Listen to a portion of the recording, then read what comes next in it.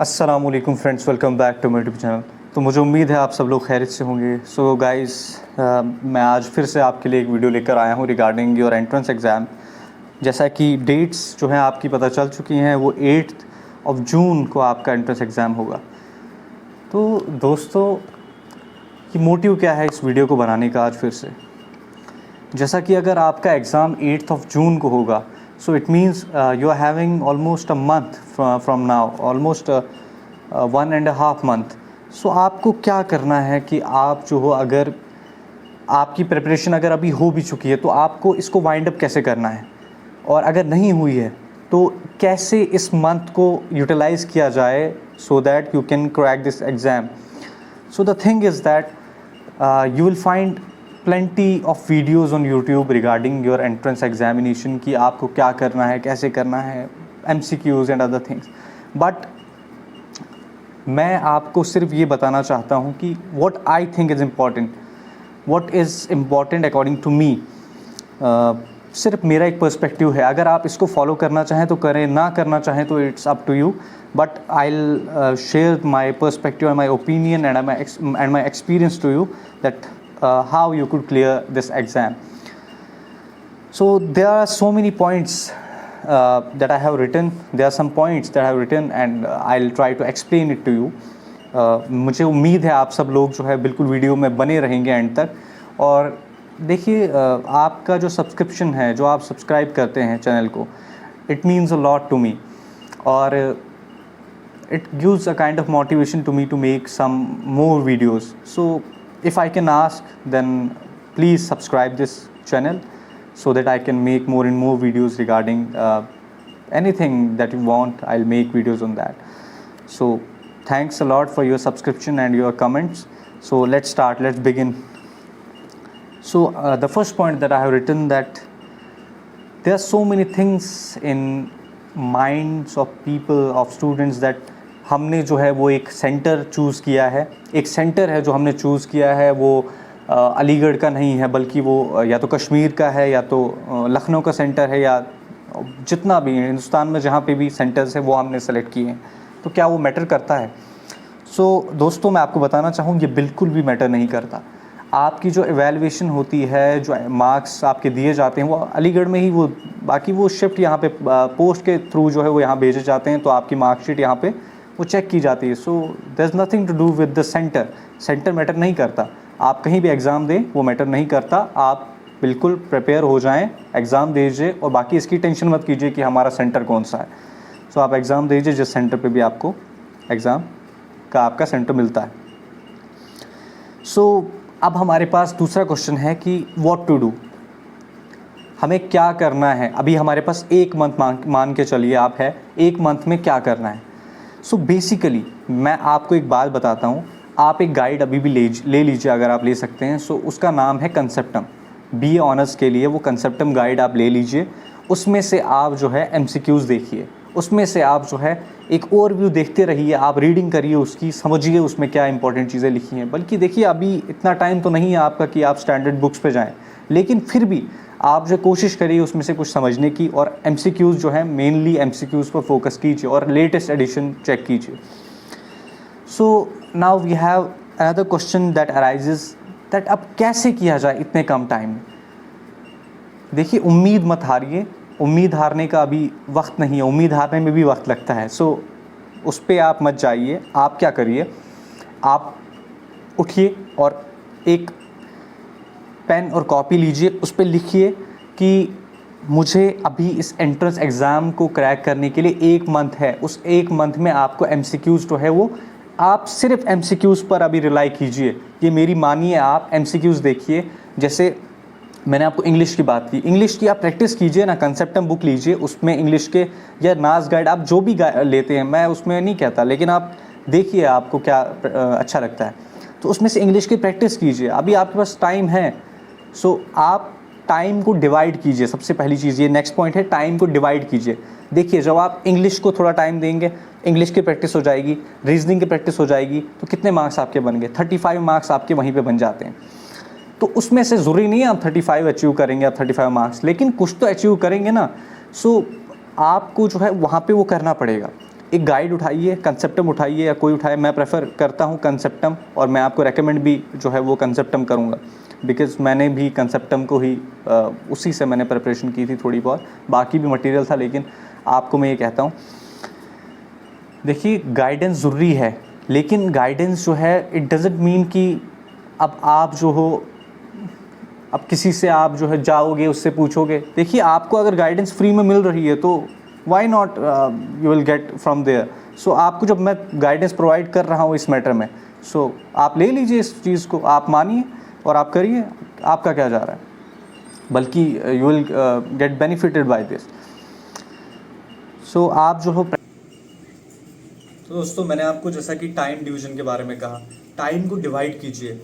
जब आपका time divide हो जाएगा तो जैसे आप कुछ टाइम इंग्लिश को देंगे, इंग्लिश में मैंने आपको कहा कि आप कंसेप्टम गाइड को उठाइए, उस गाइड में आप इंग्लिश के क्वेश्चंस देखिए कितने हैं, और आप ये देखिए कि प्रीवियस ईयर जो क्वेश्चंस थे, जैसे 10 साल के आप क्वेश्चंस निकाल दिए, क्वेश्चन पेपर निकालिए ना, आप निकालिए वो क्वेश्चन पेपर्स, और सब कुछ गूगल पे अवेलेबल है, तो उन क्वेश्चन पेपर्स पे आप देखिए कि क्या किस तरह के क्वेश्चंस, एंटोनियम्स, सिनोनिम्स और जितने भी आपके क्वेश्चंस आते हैं उनको देखिए और उन पे प्रैक्टिस कीजिए आप।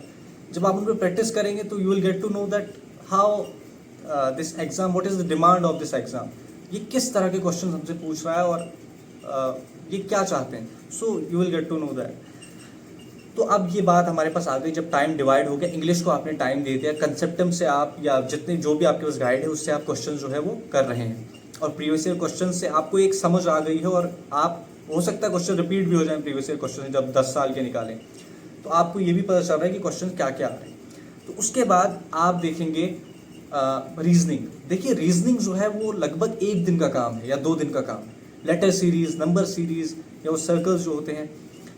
तो आप समझने की कोशिश कीजिए कि आपको यूट्यूब पे सब कुछ अवेलेबल है। रीजनिंग जो है बहुत ही इजी टॉपिक है, आप 1-2 दिन की, क्योंकि आपको बहुत बड़े लेवल की रीजनिंग नहीं पूछी जा रही, बहुत ही छोटे लेवल की रीजनिंग, बहुत ही कम लेवल की रीजनिंग आपको पूछी जा रही, तो आपको यूट्यूब से वो 1-2 दिन में आप सीख जाएंगे। तीसरी चीज़ हमारे पास आती है कि इंडो इस्लामिक कल्चर और अलीगढ़ मूवमेंट। मैंने आपको ऑलरेडी जो है इसके एमसीक्यूज़ जो है वो प्रोवाइड कर दिए हैं, बहुत ही इंपॉर्टेंट एमसीक्यूज़ हैं वो, जो कि 50-50 के 2 पार्ट्स, मतलब एक 50 एमसीक्यूज़ पहले, फिर 50 एमसीक्यूज़ बाद में 2 पार्ट्स में वो वीडियो है, तो आप उसको देखिए, वो भी इंपॉर्टेंट है। साथ में आप अगर और कुछ आप देखते हैं बुक से या मैंने आपको कहा गाइड से, कंसेप्टम से आप चेक करते हैं, देखिए कंसेप्टम जो है वो it's recommendation from my side, अगर आप वो लेते हैं, क्योंकि मैंने भी उसी से प्रिपरेशन की थी।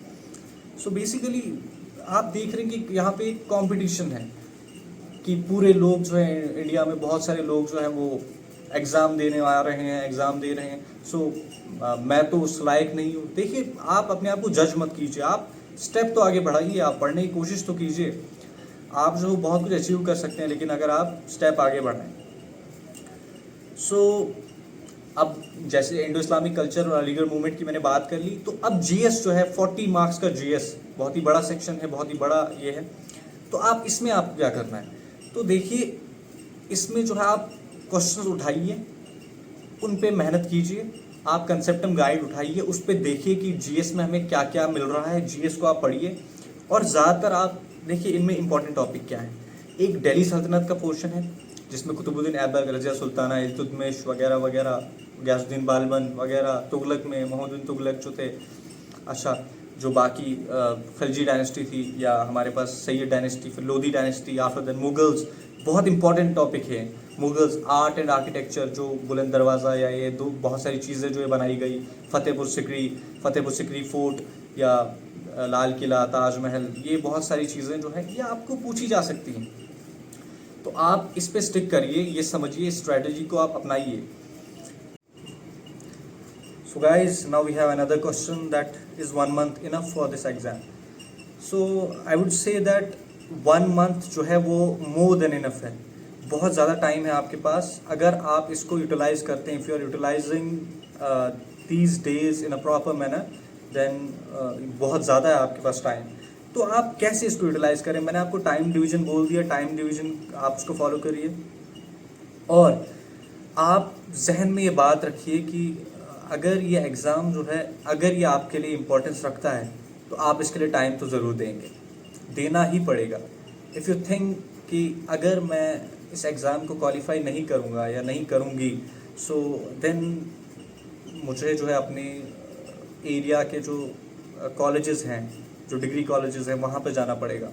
So it's a kind of you think कि अगर मुझे एक सेंट्रल यूनिवर्सिटी मिल रही है, अगर मैं थोड़ा सा अपने आप पर वर्क करूं और मुझे एक सेंट्रल यूनिवर्सिटी मिल रही है, तो मैं क्यों ना उस पर अपना जो है वक्त लगाऊं और क्यों ना मेहनत करके वहां जाऊं, वो हासिल करूं, क्योंकि मुझे ज़्यादा अपॉर्चुनिटीज़ मिलेगी। I will get a lot of exposure there. So ये मैटर करता है। सो अब हमारे पास क्वेश्चन था, मैंने आपको